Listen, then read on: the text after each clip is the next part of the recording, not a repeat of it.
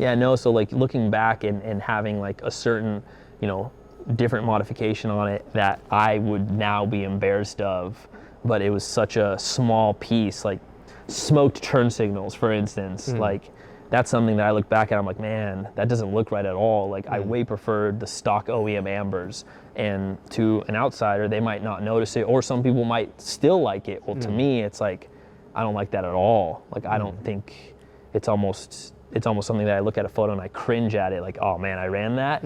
But once again, it's such a minute piece that, no, that's not a big deal, but to me, it matters, you know? And, you know, like, there's a lot of people like, okay, we both have a decent social media following, and obviously we're both very judgmental of our own cars, and obviously everyone's going to have an opinion towards someone else's cars as well. And, you know, it's like, how I think of it is, you know, as long as you're happy with what you have at the end of the day, you know, it shouldn't really matter that someone else thinks something else of it. Absolutely. But a lot of people are always going to be like, hey, you know, why are you being a hater? You know, this and that. It's like, obviously we don't go around and go tell people like, hey, you know, I don't fucking like your racing seats with your fucking RSs, you know? Yeah. But, you know, if you were to ask me for my opinion, I wouldn't say that either because I do like it, but... but I get what you're saying though, because everybody has a style, or everybody has like, I shouldn't say everybody, but there's going to be particular people that have a certain way a car should be done. And it's like, it should be boom, boom, boom. Well, to me, there's a certain way that an E30 M3 chassis should be done, which, like, I'm going to be very upfront. Like, I don't think you should be swapping in different motors into it. Like, the E30 M3 was a special car. It was made to race, and it was limited by the engine size. Therefore, appreciate the car for what it is, not for what it isn't. That's my opinion. Now, am I going to say, oh, you swapped in an S52 or now S54 into your E30 M3, you suck? No, I mean, you did that. That was your thing. Would I do that? I wouldn't, because I like to appreciate that car for what it was built for, and it was built for a purpose. And so that, to me, it's like keeping it with that, but then adding your own little twist to it, to where, you know, I hope people can say like, oh, that's John's car, or oh, that's Slow Progress's car, whatever that might be. And to me, that's cool because people recognize it with, or people in that inner world recognize it, you know, as that. And to me, that's special because it shows that all the bullshit, you know, that you've dealt with over the years, putting the car together, whatever, is now appreciated by others, not just yourself, which is cool. And once again, it's an icebreaker to meet people from all over. And details. It's like, you know, someone else could build a red E30 M3, very similar, but then there are certain details that set it off that, you know, if you showed me a picture of it or a solid car, it's like I could tell that this is John's car. This is not someone else's car. And there's certain little details on the car that, you know, I feel like a lot of people these days overlook details, where it's like, you know, it could be the two cars in the same color, but they could have very subtle differences that can make or break the car, and that you can tell whose car it is. Sure. But I feel like a lot of people don't have that eye because they like to look at it as a whole picture. They don't appreciate the detail, the small things. But I think that comes with how long you've been around that car. Like, if you have been around that specific chassis for X amount of years, and you've had friends that have been around even longer than that, then you'll know that chassis. So those little details really matter. Whereas if it's a car that you just buy, you know, you just go in and you buy a car and you're not really sure, then those details don't matter. And I'd like to think that that's what it is. Like, people just they haven't spent enough time with that car to know, like, oh, you know, he doesn't have side markers. US cars all came with side markers. Well, that's because we did the Eurospec style. Oh, he has Eurospec tow hook covers, or whatever, the mirrors, you know, Group A style mirrors. There's a lot of different choices of mirrors that you could add on, or seats, or whatever, you know, little tidbit it might be.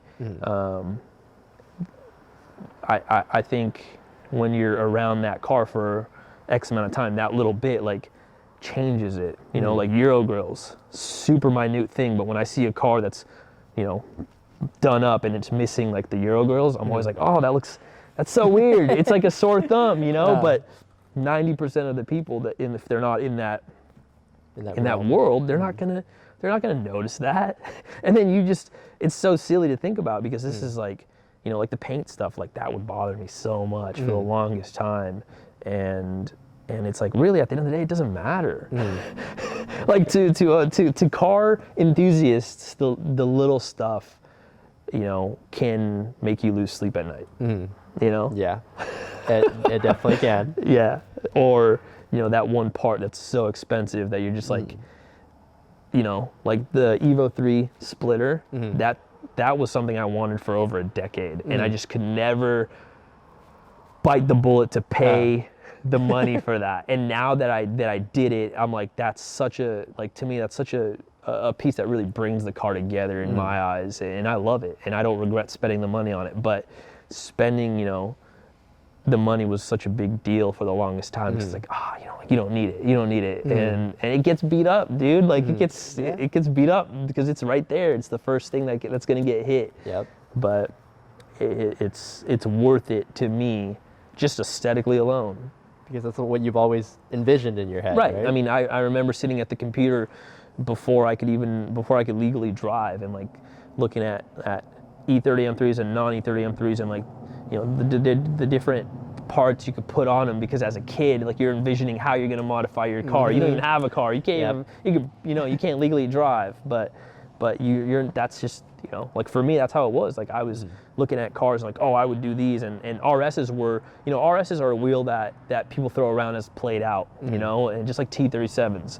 But to me, there are certain wheels, once again, that are timeless, and like the BBS RS, the T37, you know, the freaking Dayton, like those are wheels that are iconic, and to me, can't be played out. Like, you're on the internet and you're seeing a bunch of cars and you're like, oh, that's played out. It's like, go around a 50-mile radius and you're not going to see those wheels. It's just because our world is so small now because of the internet.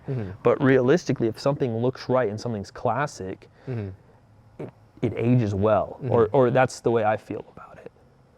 And that's why I have both, you know, a set of T37s that took me way too long to get. You know, those were wheels that are 16x8, 5x120, which I'm super pumped on because it took me so long to find them. Because good luck getting T37s in E30 spec. Like, I literally had to go to Japan for them because they wouldn't ship the wheels to me. Oh, wow. Because it's very, you know how in Japan it's very much like, I met the gentleman that owned the shop, Pak Toll, which is really a BMW shop, and he built this car that I remember from, I can't remember the blog that I found that car on, but it was like a WordPress blog, you know, like this is like, I'm talking over 10 years ago, and there was a black E30 M3 with black T37s and 16s, and I was like, man, and I could never find, you know, I came across some online, and I always kind of, when I did come across them, it was one of those things, well, I don't want to spend the money, or how are we going to ship it? And then finally, I came across a set, but they wouldn't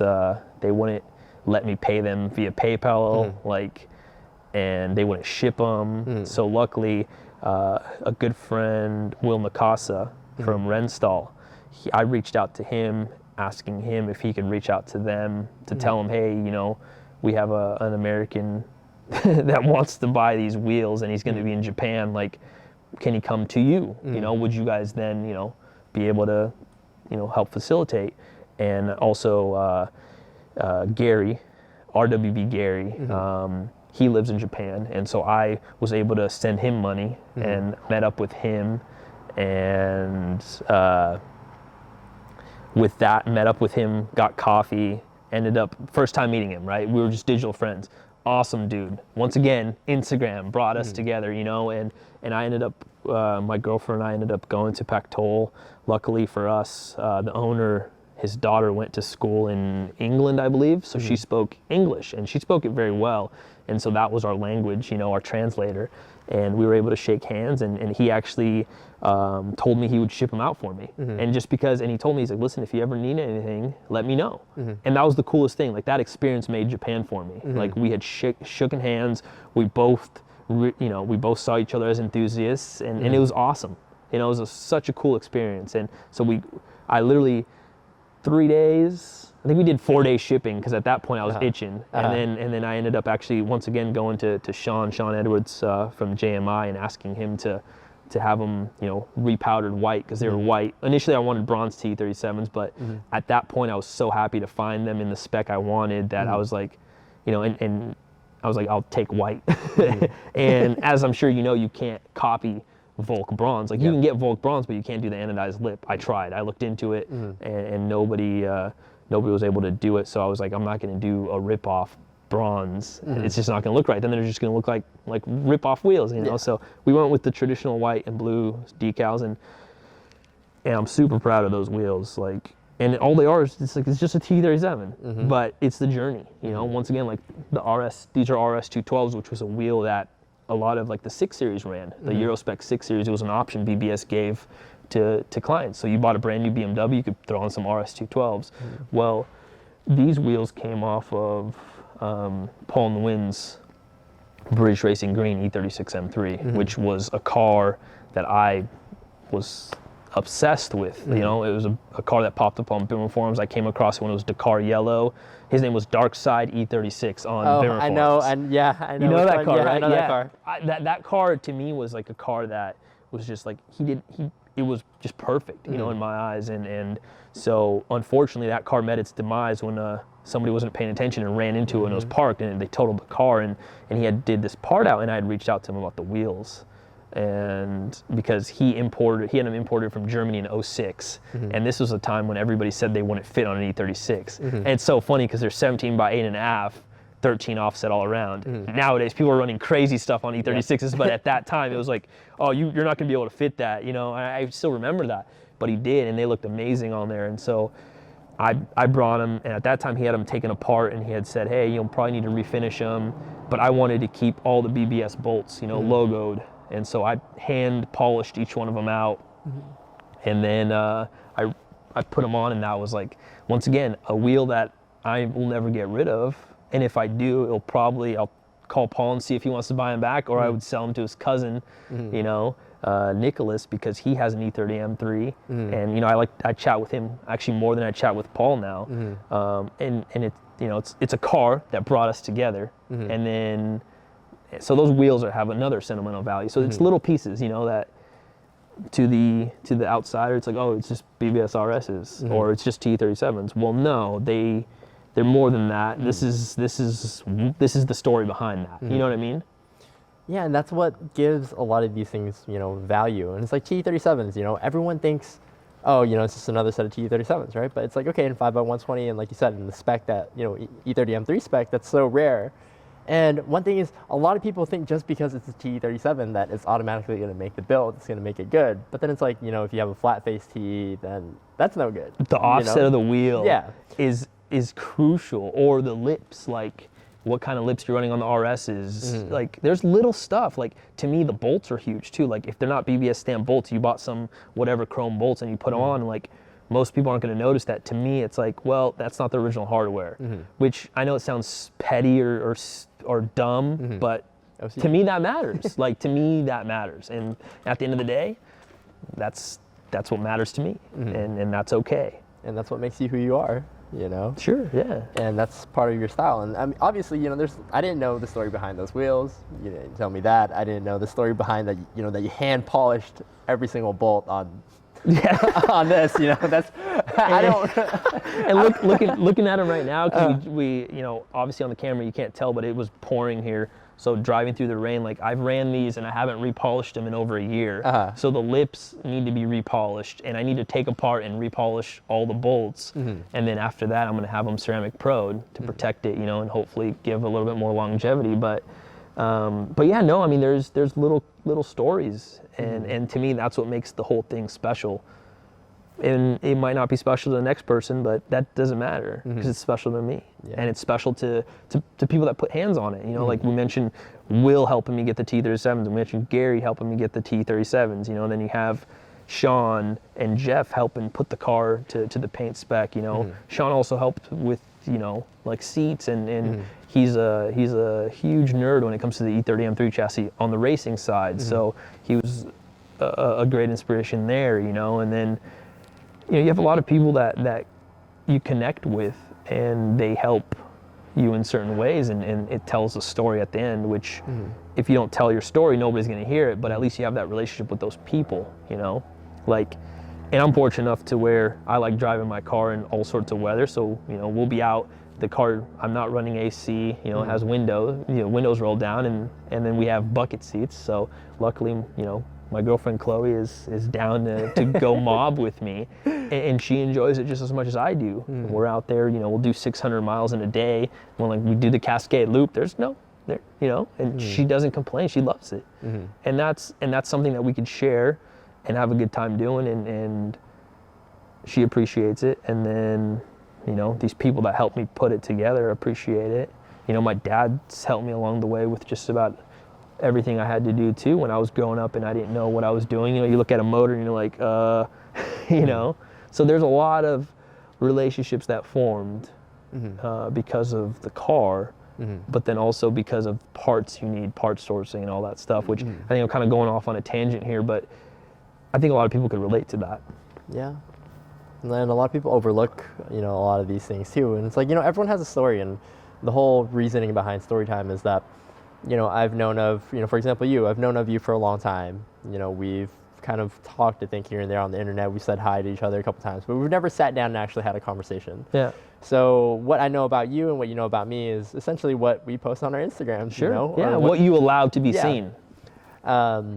But there's just so much more to everyone. You know, everyone kind of, you know, a lot of the guests that have been on Storytime, they're kind of like, you know, thanks for featuring me. You know, I'm like, you know, you're kind of, I feel like whoever's a guest on here is helping me learn more about the world, and, you know, sharing with, you know, the audience or whoever's watching, you know, their experience and their life story. Not everyone's story is going to be the same.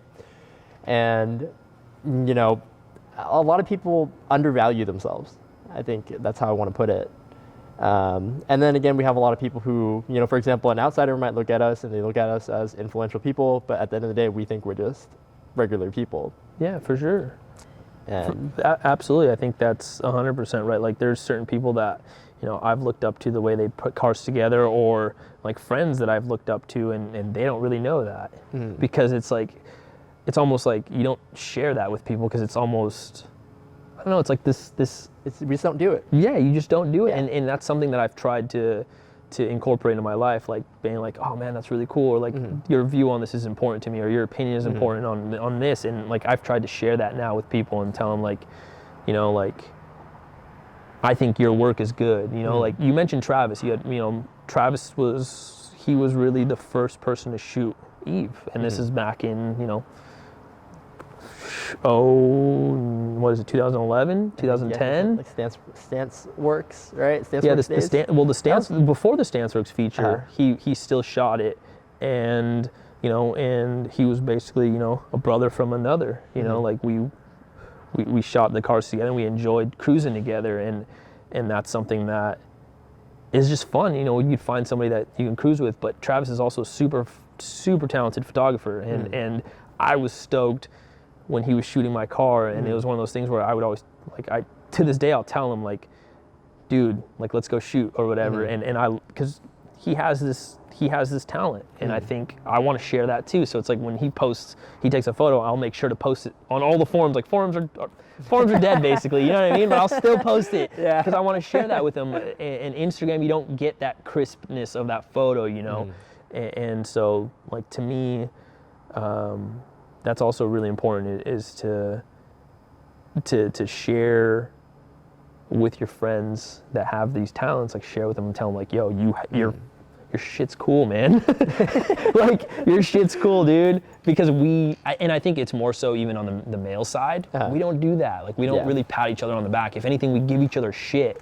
And sometimes it's like you just have a lot of negativity because that's kind of how dudes are. And it's like, well, who said we have to do that? Like, no, like, your shit's cool, man, and I like this, what you did here, but I don't like this. And if you're friends with somebody, you won't get offended by that, and they'll help you make the car better, make the car or whatever it might be better. You know what I mean? Tangent, but I think that's very real. It is.